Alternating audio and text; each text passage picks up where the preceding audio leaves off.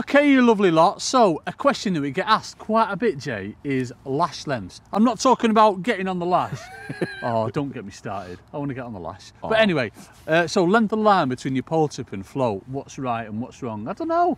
It's like, it changes a lot, doesn't it, for our style of fishing? It does. That's what we want to focus on. Don't we? Break it down into pretty much shallow and on the bottom, isn't it? Yeah, so can I talk through all things shallow, Jamie? Of course you can. Can I start off? It is, yes. In fact, yeah, let's go straight into it with what you'd have for shallow rigs. Right, so shallow rigs. More so, let's start off relevance for the time of year first. Now, obviously this time of year when water starts to clear up a bit, we've got this rig set, what, roughly? Probably anything from sort of 2 to 4 foot. If I was after like silvers, well, anything basically, isn't it? Slow fall, mixed species-y shallow rig with the maggots. That's ignore the float. Float's irrelevant. I just want to show you where to have the float in comparison to where, you know, how long the lash length would be. Yeah, you like that? Yes. It sounds like I know what I'm talking about, doesn't it, and everything.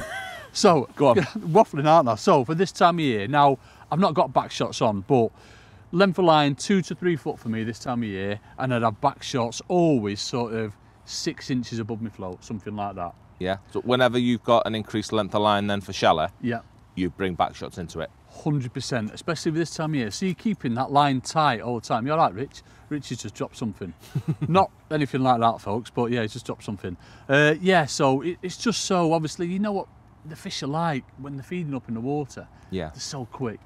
And if you've got any slackness in your rig, you're just going to miss bites. That's the key thing to point out, isn't it? Is that when you have that increased length of line of, what we're going to say, anything a foot plus, isn't it? 2 foot plus. Let's say 2 foot plus. I like, 2 foot. I wouldn't probably come anything shorter than 2 foot for this style, certain style of fishing. Yeah. Definitely not. For the way that you're going to feed when you're fishing with maggots, casters, when you're fishing for feeding fish within bait, you need that back shot to be incorporated to create tightness, to stop missing the bites, don't you? Definitely. And probably the best tip I can give you, but as well about this style of fishing, is to flick your rig past your feed. You know, almost like you'd be doing like, that I'll talk you through in a bit when you're summer carping, you know, and like your flip rig. Yeah. That's how I approach it for this. You know, yeah, left and right would work, but flicking it past it and then bringing your pole back and holding a tight line to it. Because that keeps your line tight all the way to your float. And the back shotting. Where would you put your back shot?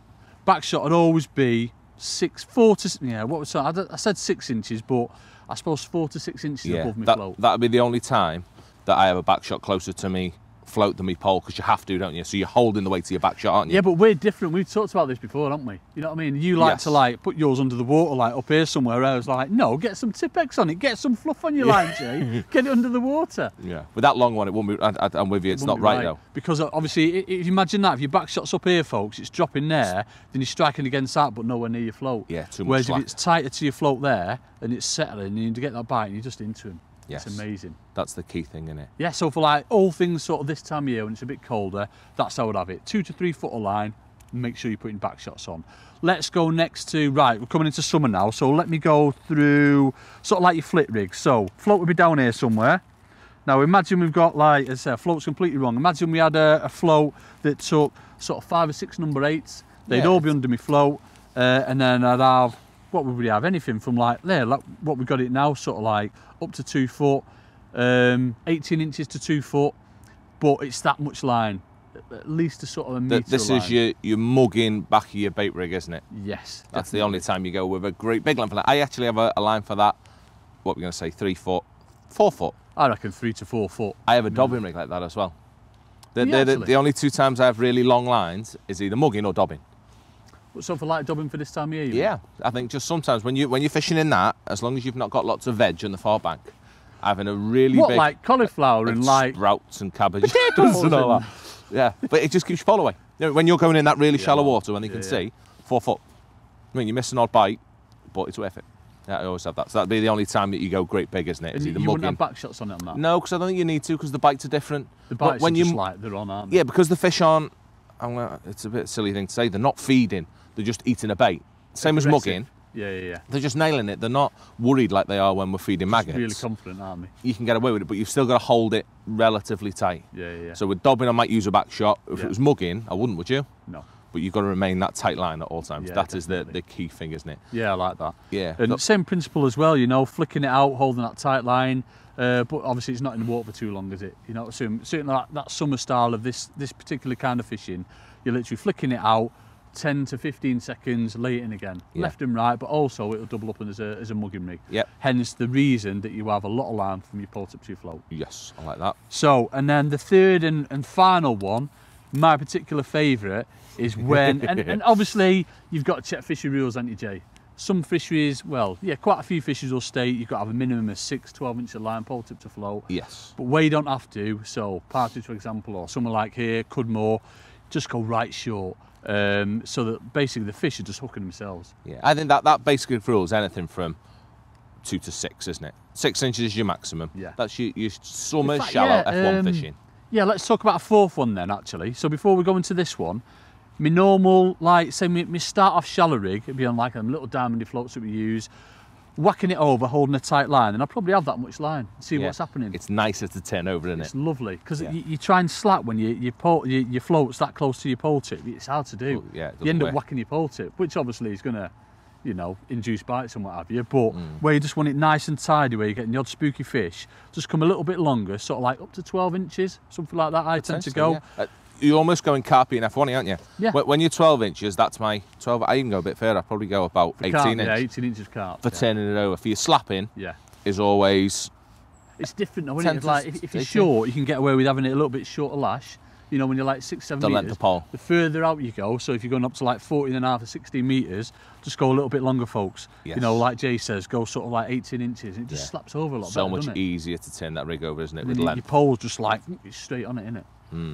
But yeah, no, there's probably, I said 3, we've probably done 4, 5 there, haven't we? It's when it comes to shallow fishing, it's rubbish come off. The most important thing to get your lash length right for the type of shallow fishing you're doing, isn't it? Without a doubt. When it comes to F1s, they're horrendous. What we're saying, you need 3 or 4 rigs done up, really, don't you, to cover all the eventualities? Certain for like that. Potentially, yeah, depending on your venue, yeah, definitely. You've either got your little diddy ones that are going to hook themselves, your slapper ones, or as you say, your longer.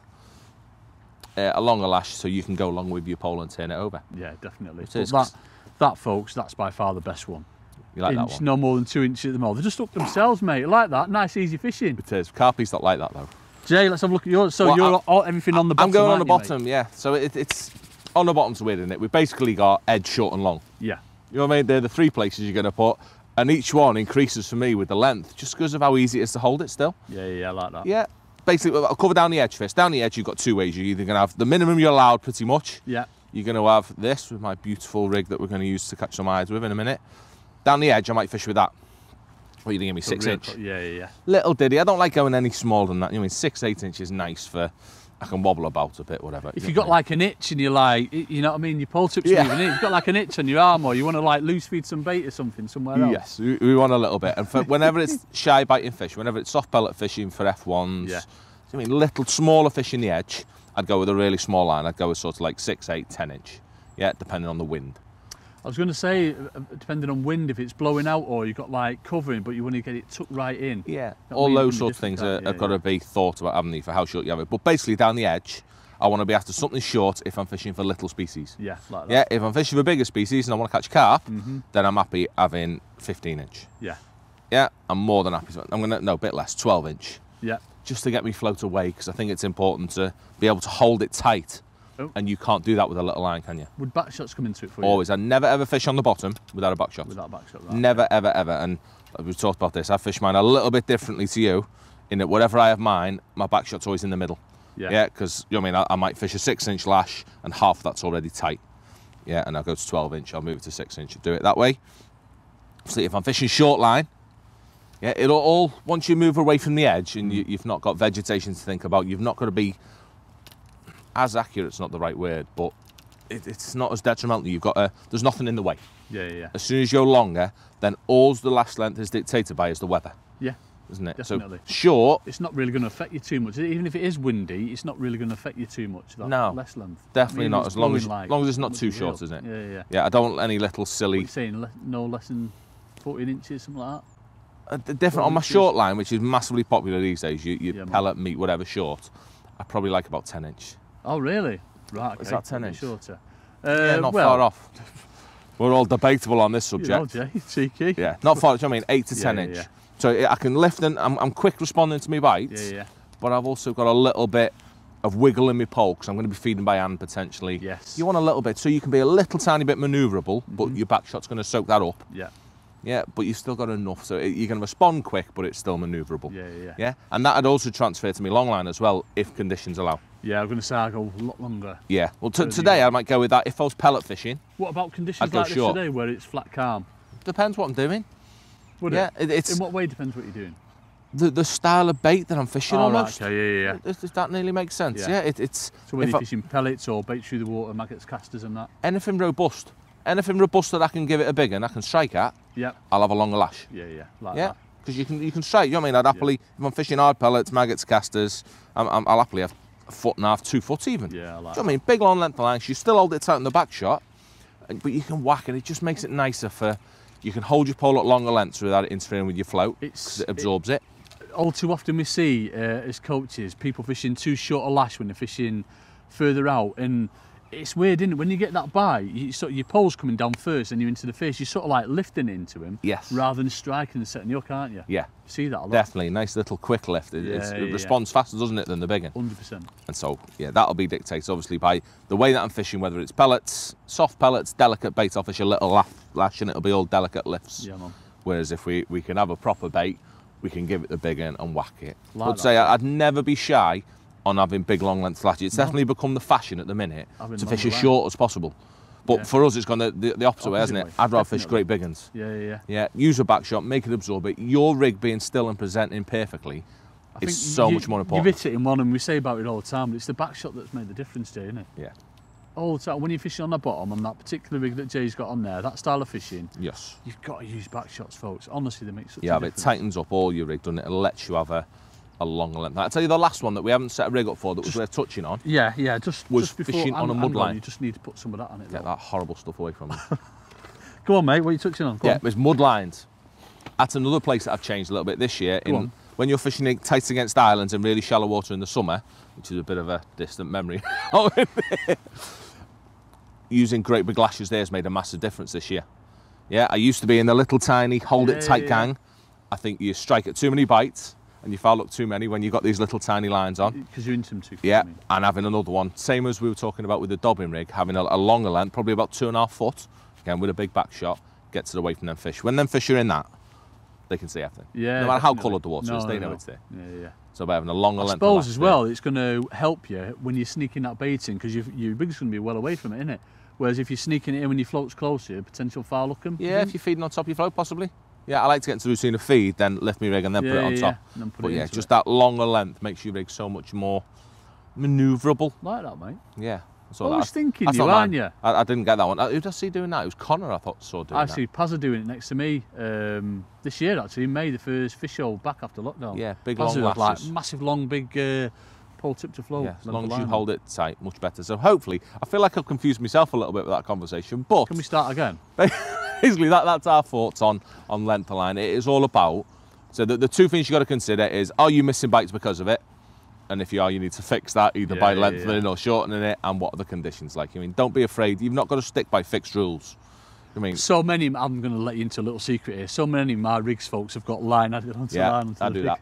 rigs. definitely. When right though, isn't it's it? that big and you Come on, think 'cause it's too windy It's today. not going to interfere with your rig, because it's still going to be a hook length that snaps unless you put a heavier hook length on than your main line, which I may or may not have done in the past. But yeah, hopefully that covers the last length up a little bit. And that's it. On to the next one, I like isn't it? that, mate. Let's go and catch some fish. Okay.